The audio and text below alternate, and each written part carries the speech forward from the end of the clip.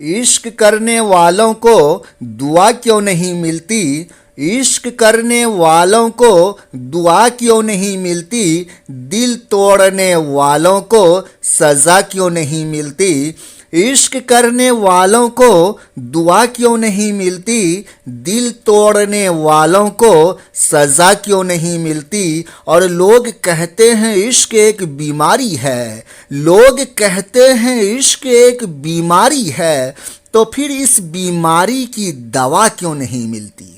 आदाब अर्ज़ है दोस्तों, मैं हूं आपका दोस्त आयतुल्ला आयत और आप देख रहे हैं उर्दू लवर्स यूट्यूब चैनल।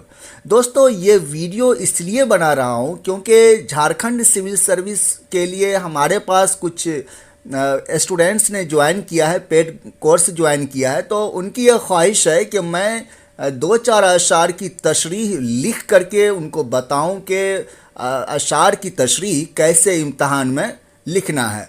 तो मैंने सोचा कि मैं उन लोगों को तो बताऊंगा ही, तो मैंने सोचा कि एक वीडियो ही बना दूं ताकि कोई दूसरे जो कैंडिडेट हैं तो वो लोग भी देख ले कि किस तरह से हमें इम्तहान में किसी भी शेर की तशरीह लिखनी है। हालांकि इससे पहले भी मैंने एक वीडियो बनाया है, तो मैंने सोचा कि एक और बनाऊं तो बेहतर रहेगा, इसमें ज़्यादा बेहतर तरीके से मैंने किया है। तो चलिए वीडियो का बाज़ाब्ता आगाज़ करते हैं। तो यहाँ आ गए शेर की तशरीह पर, और मैं आपको बताऊं कि ये मीर की गज़ल से ये शेर है। कल ही मैंने इस पर क्लास दिया है, तो उसी की ये तशरीह है। मीर की गज़ल का ये शेर है। देखिए शेर है कि मैं ज़रा सा बिल्कुल आसान ज़बान में थोड़ा बता भी दूं कि क्या है शेर में, कि हर्फ नहीं जहाँ बख्शी में, हर्फ नहीं जहाँ बख्शी में, उसकी खूबी अपनी किस्मत की, हमसे जो पहले कह भेजा सो मरने का पैगाम किया। ठीक है, शायर कह रहा है इसमें कि मैं महबूब से, यह देखिए तशरीह में लिखा हूँ तो उसी को मैं पढ़ देता हूँ, सुन लीजिए। देखिए तशरीह है यहाँ से कि मैंने लिखा है इसमें कि पेश नज़र शेर मीर तकी मीर की गज़ल से माखूज है। सीधी सी बात। अब यहाँ ये भी लिख सकते हैं, क्योंकि अभी मैंने 3 शेर की तशरीह है, इसमें तीनों को मैंने अलग अलग तरीके से लिखा है, जो कि फॉर्मेट है, ताकि जो भी आपको याद हो, जिस तरह से भी याद हो, तो आप उस तरह से लिख लें। तो सबसे पहले हमें यही बताना होता है कि शेर किस शायर का है। ये मोस्ट इम्पोर्टेंट है, ये बताना बहुत ज़रूरी है। अगर आपने नहीं बताया और कितना भी आप तशरीह कर लें तो आपको मार्क्स कम आएगा। वो समझ जाएगा लफाजी कर रहा है, इनको ये मालूम नहीं कि शेर किन का है। तो देखिए पहला सेंटेंस से लिखना है कि पेश नज़र शेर मीर तकी मीर की गज़ल से माखूज है। अब शायर के बारे में 2-4 जुमले लिखेंगे, 2 लाइन या 1 लाइन, जितना भी आप चाहें। 1 लाइन तो नहीं, 2-3 लाइन या 4 लाइन 5 लाइन, जो भी लिखना चाहें। देखिए यहाँ से आपको शायर के बारे में लिखना है। पहले हमने ये बताया कि शेर किनका है, उसके बाद शायर के बारे में। खुदाए सुखन के नाम से मशहूर मीर तकी मीर की शख्सियत किसी तारुफ का मोहताज नहीं। उर्दू शायरी की दुनिया को शगुफ्ता व शादाब करने में मीर का नाम सर फहरिस्त आता है। इतना थोड़ा सा बता दिए मीर के बारे में, शायर के बारे में। अब आएंगे असल जो तशरीह है वहाँ। देखिए यहाँ अब जो यहाँ से शेर की तशरीह शुरू करेंगे तो सबसे पहले शेर का टॉपिक बताएंगे, शेर का मौजू बताएंगे कि शेर किस मौजू पर है, किस टॉपिक पर है। वो एक ही सेंटेंस में होगा। देखिए एक सेंटेंस में मैंने ही बताया है कि मौजूदा शेर में शायर ने अपने महबूब की बेरुखी और संग दिली का जिक्र किया है। ये शेर में ये कहा गया है। तो पहले हम वो लिखेंगे कि ये शेर का टॉपिक ये है कि शेर में क्या ख़ास बात है। अब इस शेर को थोड़ा सा खोलेंगे, थोड़ा एक्सप्लेन करेंगे। शायर कहता है कि मैं अपने दुख दर्द तड़प और बेचैनी का इजहार करने के लिए अपने महबूब के पास गया तो महबूब ने एक हर्फ मेरी बात नहीं सुनी। इससे पहले देखिए, इससे पहले कि मैं अपनी तड़प और बेचैनी का इजहार करता, महबूब की तारीफ़ करता और अपनी बुरी किस्मत का हाल बयान करता, महबूब ने पहले ही ये कहला भेजा कि वो मुझसे नहीं मिलना चाहता और न ही एक हर्फ मेरी कोई बात सुनना चाहता है। तो शेर की तशरीह बिल्कुल अपनी ज़बान में लिखेंगे, कहीं से किताबी जुमला या किताबी सेंटेंस नहीं लाएंगे। अच्छी उर्दू का मतलब ये होता है कि آپ درمیانی راستہ اختیار کریں، نہ تو بہت زیادہ گھسے پیٹے ورڈز کا استعمال کریں اور نہ ہی بہت پیچیدہ مطلب الفاظ کا آپ استعمال کریں.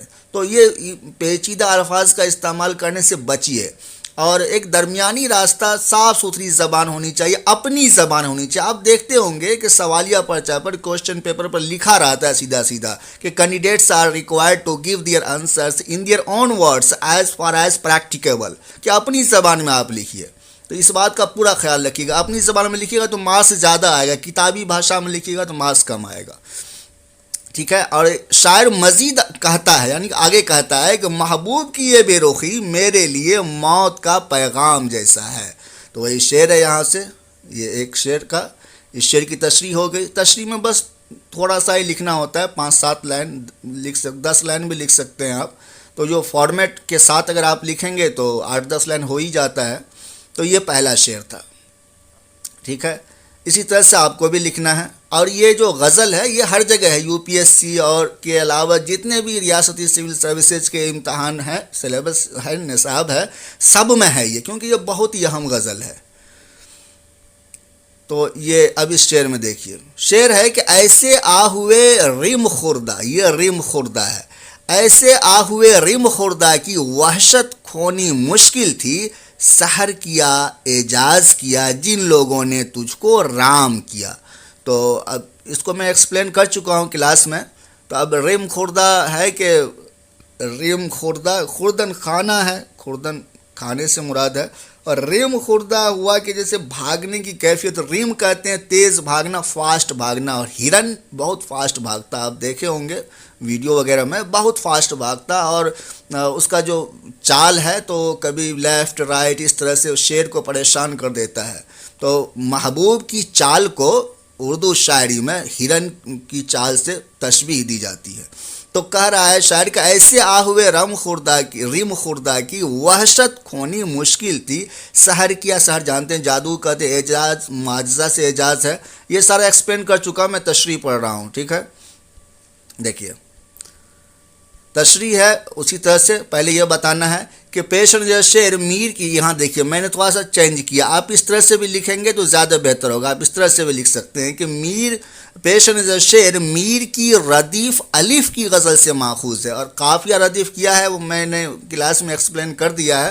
اب دیکھیے یہ ہے ردیف، یہ کیا جو ورڈ ہے یہ ردیف ہے. تو اس کے آخر میں کون سا حرف ہے؟ الف ہے نا. کیا میں آخر کا حرف کیا؟ الف ہے. تو اس کو ہم کہیں گے کہ ردیف الف کی غزل. ٹھیک ہے، ردیف الف کی غزل.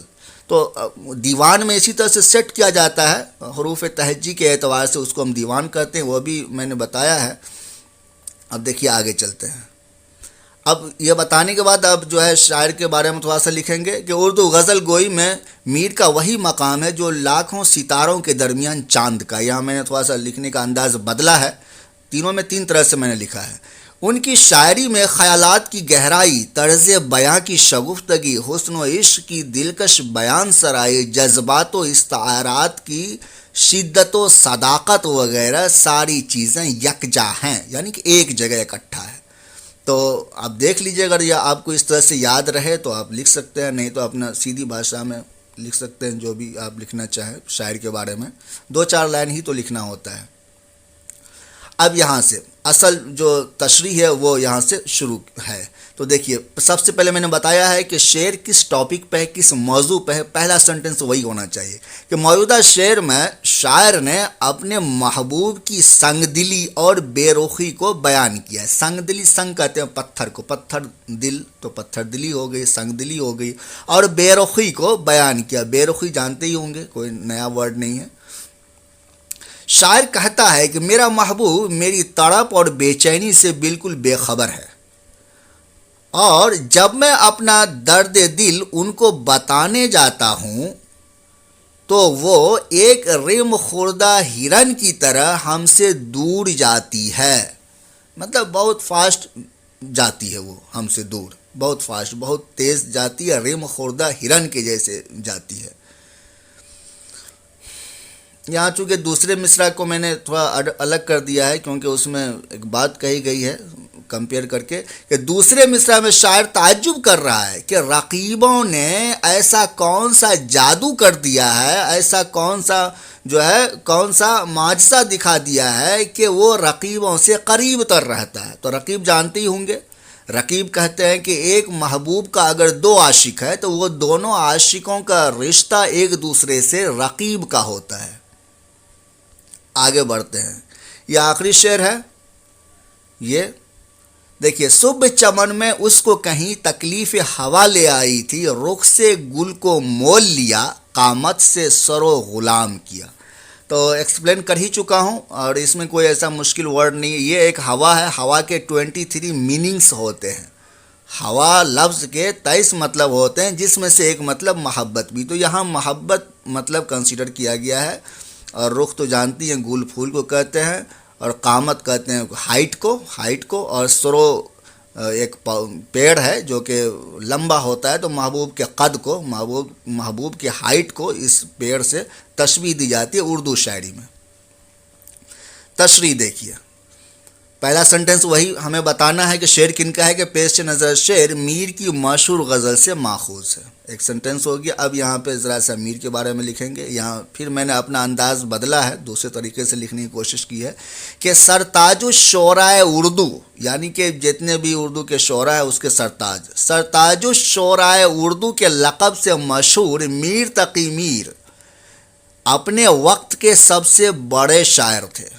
बिल्कुल सबसे बड़े शायर थे। गालिब जैसे बड़े शायर ने भी मीर की अज़मत का इजहार किया है या एतराफ़ किया। यहाँ एतराफ़ भी कर सकते हैं। तो वो शेर आप जानते होंगे। गालिब ने कहा है कि कैसे तो है, रेख्ती के तुम ही उस्ताद नहीं हो गालिब, कहते हैं कि अगले ज़माने में कोई मीर भी था। अगले ज़माना मतलब पिछले ज़माना। अब यहाँ से असल तशरीह शुरू हुई है। ये देखिए, मौजूदा शेर में शायर अपने महबूब की खूबसूरती का जिक्र किया है। ये हुआ शेर किस टॉपिक पे है, कि शेर में क्या बात कही गई है, उसको एक लाइन में जो कि असल मौजू है जिस टॉपिक पर है उसको बयान किया। अब आगे देखिए, शायर कहता है कि मेरा महबूब इस कदर खूबसूरत है कि जब वो चमन में गया तो फूल की खूबसूरती मांद पड़ गई। वो शेर में है ना कि रुख से गुल को मोल लिया, तो वही बात है यहाँ पे कि जो है खूबसूरती मांद पड़ गई, कम पड़ गई। मेरा महबूब फूल से भी ज़्यादा खूबसूरत है। मज़ीद शायर ने अपने महबूब की कामत यानी हाइट को सरों से तशबीह देकर शेर में लुत्फ़ पैदा किया है। बस इतनी सी बात है। शेर में जो बात कही गई वही आपको लिखना है, इसमें कोई कलाकारी नहीं है, अपनी ज़बान में बस लिखना है। तो क्लियर हो गया होगा। इसमें बस इसी तरह से अपनी ज़बान में आपको शेर जो तशरीह है, जो शेर में बात कही गई है, तो उसको लिख देना है। बड़े दिनों बाद मैंने इस तरह से बच्चों जैसा लिखा है कि भाई किसी शेर की तशरीह को कागज़ पे मैंने बड़े दिनों बाद लिखा है। एमए के टाइम में लिखा था, उसके बाद मौका नहीं मिला, तो आज मैंने लिखा है। तो यही फॉर्मेट है। इसी तरह से आप लिखेंगे तो ज़्यादा से ज़्यादा मार्क्स आएगा। कि सबसे पहले तो वही है कि शेर किनका वो बता दिए, फिर उसके बाद जो है शायर के बारे में 2-4 लाइन लिख देंगे, और उसके बाद शेर में क्या बात कही गई है तो उसको लिखेंगे। लेकिन वो लिखने से पहले शेर टॉपिक बता देंगे कि शेर में दुख दर्द का इजहार है, या इस शेर में तसव्वुफ़ है, या कि इस शेर में जो है शायर ने शराब का जिक्र किया है। तो जो भी होगा, जिस बात का जिक्र होगा शेर में, उसको पहले लिखेंगे, और उसके बाद थोड़ा सा शेर को खोलेंगे कि पहले मिसरा में या दूसरे मिसरा में जो भी बात कही गई है उसको थोड़ा सा एक्सप्लेन करके लिख देंगे। थोड़ा सा अच्छे से लिख देंगे साफ़ सुथरे हैंड राइटिंग में, तो आपको मार्क्स आ जाएगा, अच्छा मार्क्स आएगा। अगर आप जेपीएससी के एस्पिरेंट नहीं भी हैं, यूपी के हैं, यूपी सिविल सर्विस में देना है, या कि यूपीएससी में ही लिखना हो या बीपीएससी में लिखना हो, तो इसी तरह से आप लिख सकते हैं। और ये एक सही तरीका है, सही फॉर्मेट है लिखने का, ज़्यादा अच्छा है ये, इसमें ज़्यादा मार्क्स आएगा आपको। तो ठीक है दोस्तों, चलिए मिलते हैं फिर किसी नए वीडियो में। अपना बहुत सारा ख्याल रखें। अल्लाह हाफिज़।